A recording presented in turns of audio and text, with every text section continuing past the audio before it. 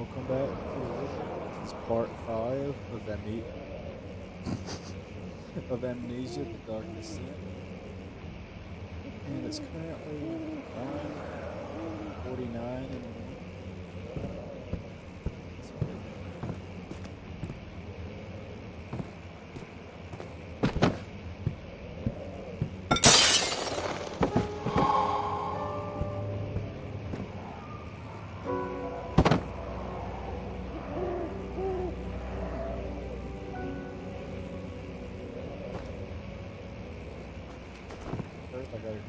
First, I gotta grab this. Can't forget him.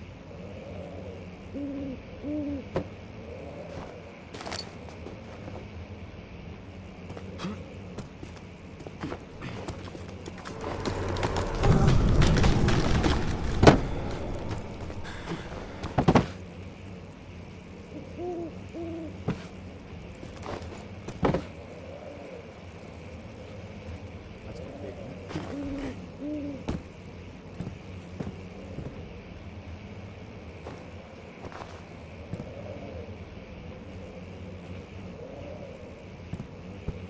What's this?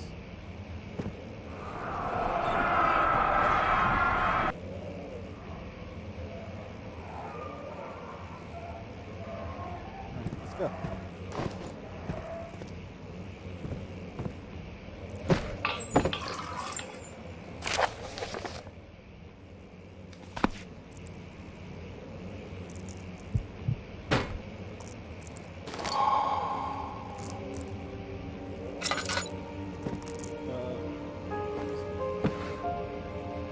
It wasn't too dark, was it?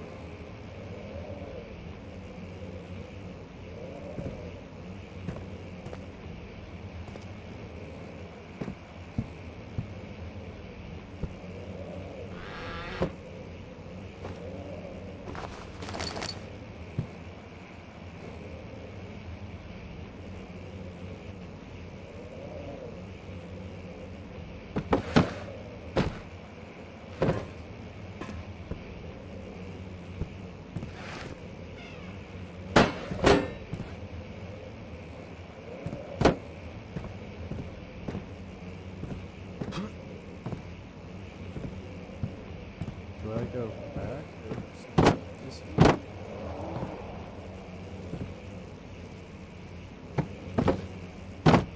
No! Oh god, he's sick.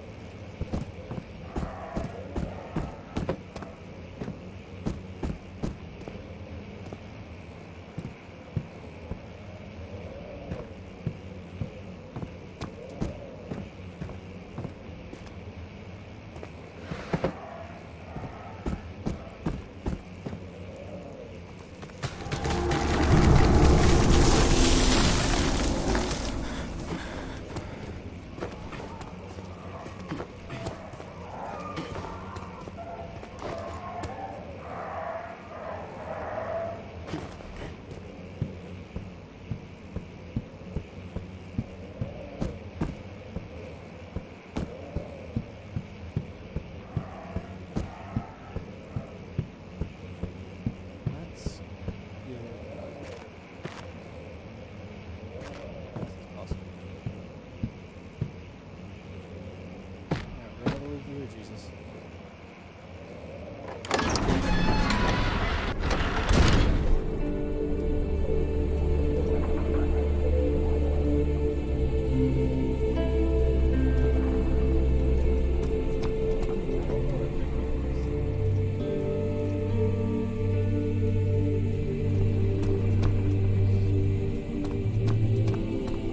Where does this go?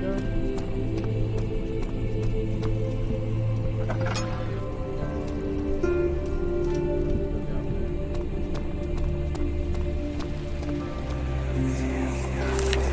Don't forget your bag, Daniel. I won't, Herbert. There is no shame in using a parasol in the desert. As it happens, it's imperative to your survival. But it looks ridiculous. The shade will hurt much less than dying, I assure you.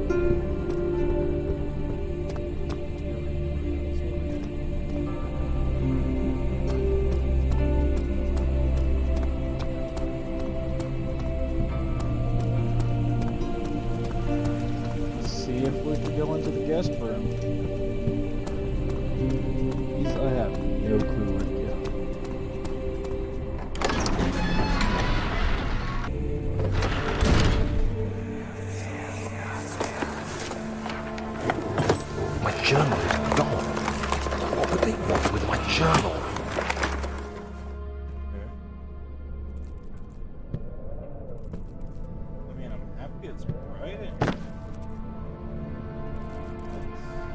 Candles are on.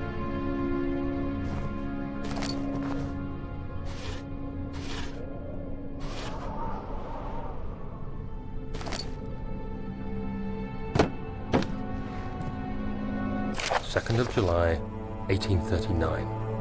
I received a letter today from the Algerian governor's office disclosing the fate of Herbert's expedition. About a week after my departure, Abdullah, one of the men traveling with us, returned from the desert. He was badly injured, as if maimed by a lion. The man rambled deliriously about the expedition being attacked by something horrible. The French quickly dispatched a search party to look for the expedition. After searching for days, they found the camp abandoned without any trace of Herbert or his men. Tomorrow, I'll retrieve the things they recovered from Herbert's tent at the customs house. I don't know what to make of it, but I'm worried for him.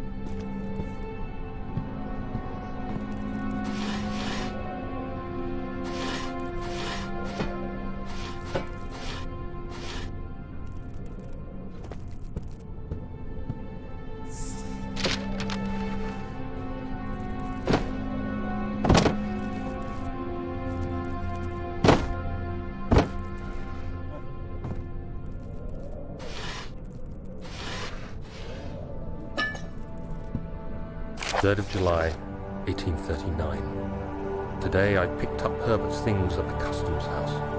I dug through the trove of documents he had carried and found a log detailing the expedition. The nature of this text ranged from quick notes to colourful accounts of transpired events. I skimmed the pages, trying to figure out what might have happened. May 17th, the day I was trapped inside the orb chamber, Herbert dryly states, "Recovered Daniel after 1 hour of entrapment." This confused me greatly. I was suffocating within minutes. How could I have lasted an hour? I continued reading the peculiar text. Herbert states his facts without judgment or passion, but suddenly I could read frustration into his text. He pushed his men to investigate the underground tomb, an effort which seems to have strained the minds of his men. Madness spread through the ranks, and Herbert had to take some extreme measures to continue. He finally visits the chamber himself, where he retrieves the orb to the surface. His account confuses me greatly. If he has the orb, what are those pieces in my drawing room?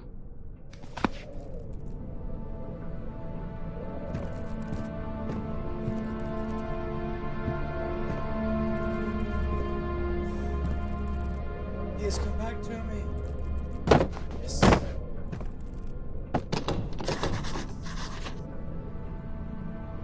Oh.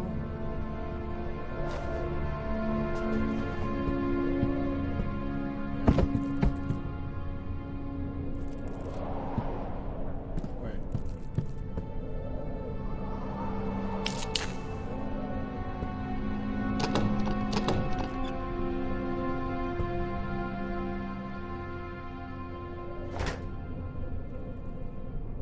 Hold on. We gotta lay him down.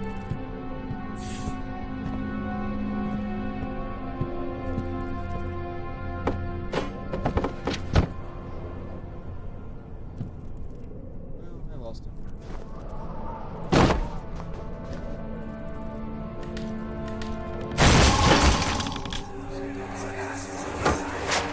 The key. Please, let it be here.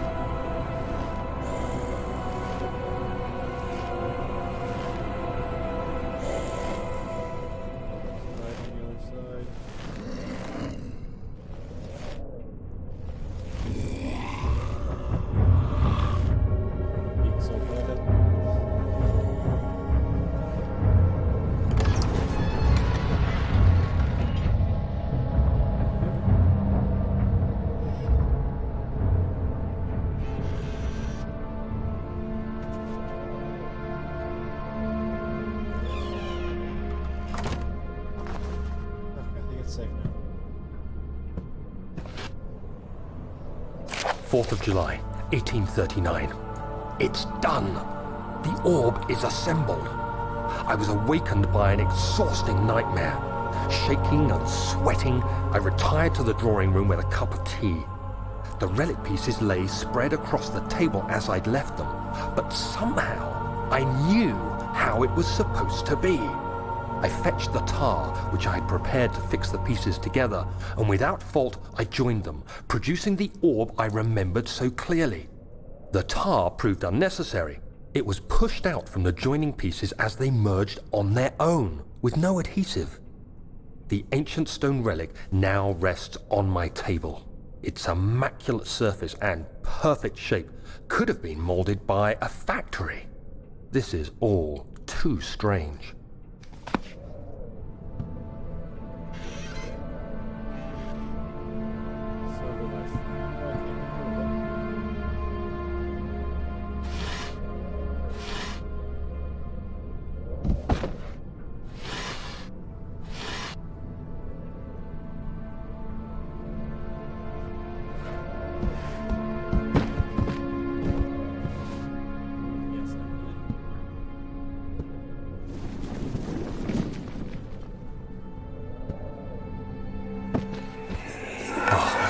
Thank God, there it is. I guess it is a good place to hide it then.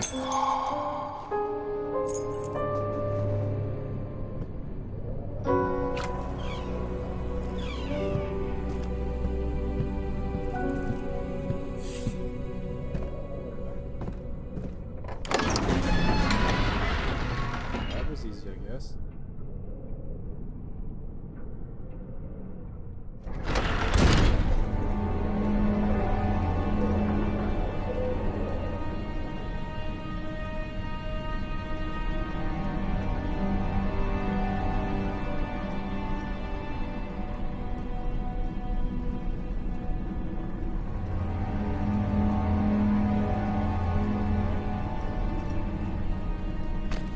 I think I got time for a little bit more.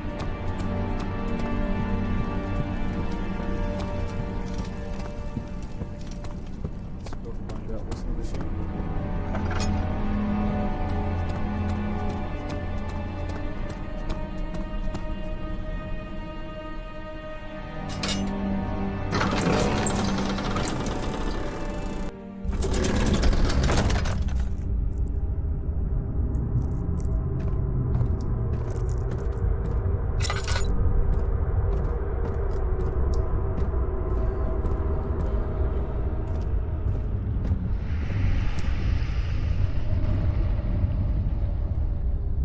Really bad feeling about this.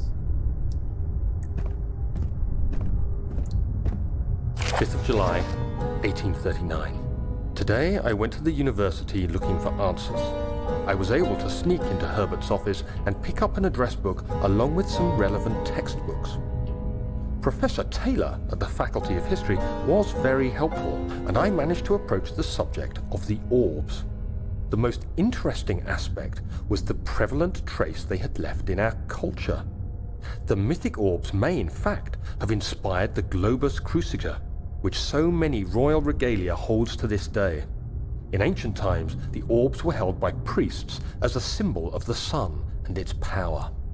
As I was leaving, I overheard a disturbing conversation. Sir William Smith, the geologist, was killed last night. Less than a fortnight had passed since I'd asked for his expertise. I know it's silly, but I can't help feeling responsible somehow.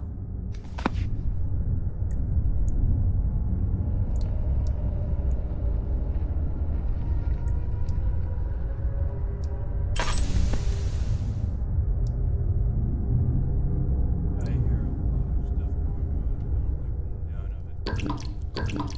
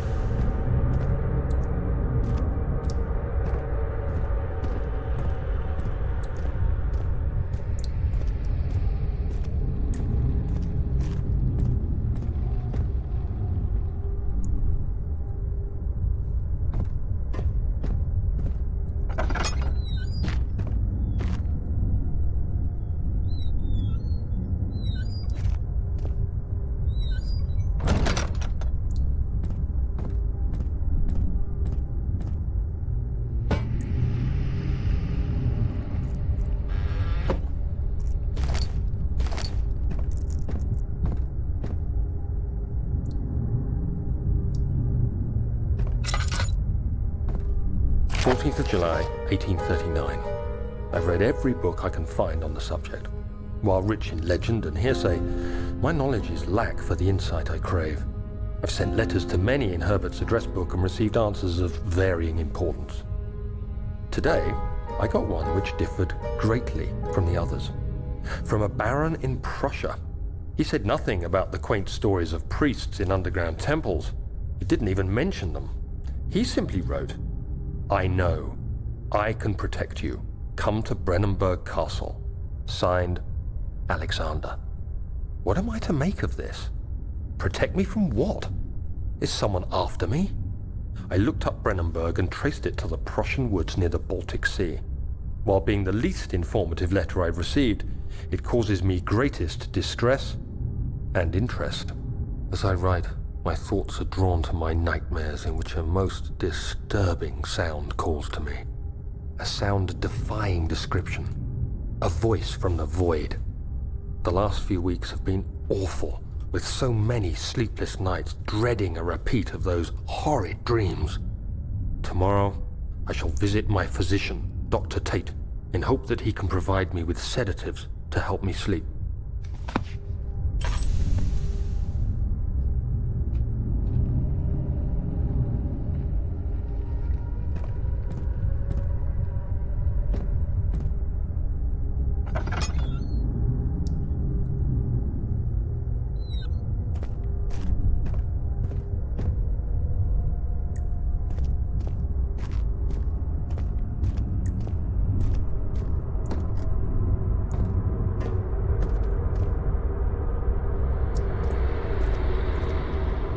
That's good.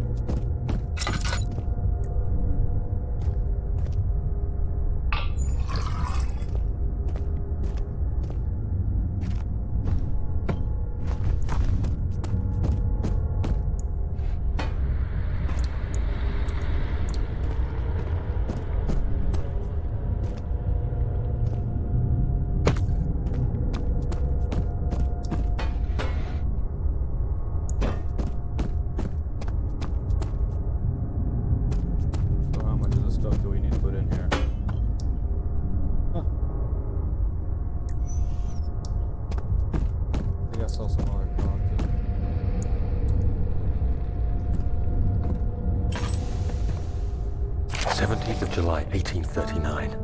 How has this escaped me? They're all dead. Limbs scattered, heads split down the middle, their skin flayed as if boiled. I feel like I'm falling into myself. What's happening? Sir William Smith, Professor Taylor, now Dr. Tate. Is it following me? How can it not be? It's the damn thing I brought from Africa. Something is after me. I have no choice but to trust the Baron. He better know what he claims. If he is wrong, I suspect he'll regret it as well. I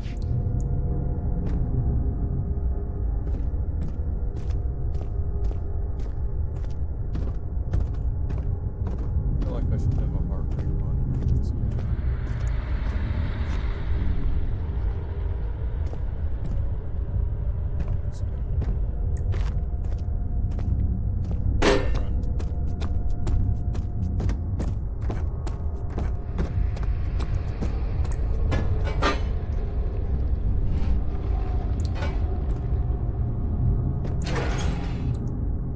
But it fits on that one.